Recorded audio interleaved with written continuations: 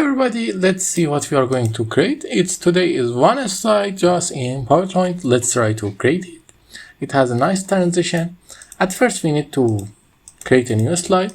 In our new slide we need to create that curves. How to create them? We need to add a rectangle. Okay, it's good. And after adding that, we need to add a circle.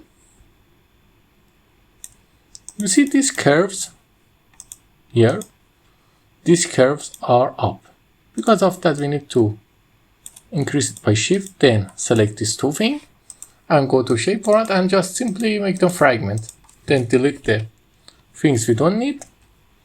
Now create a copy of that by holding Ctrl and then flip it horizontal. Now your second shape is ready. Now create another copy of that and rotate it 90 degrees. Increase it in size. Now just simply flip it. Your slide is ready. Now we need to color them up. For the colors, we are going to use the colors we have here. You must use some colors that are nice and bright because it's look better.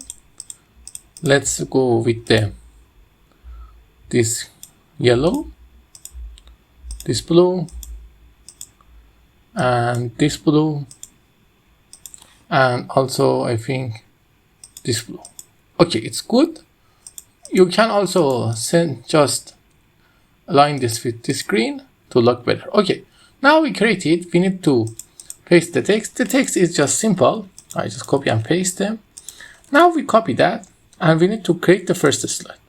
For that, you see here the distance of this shape is the importance of creating the effect. We bring these two things back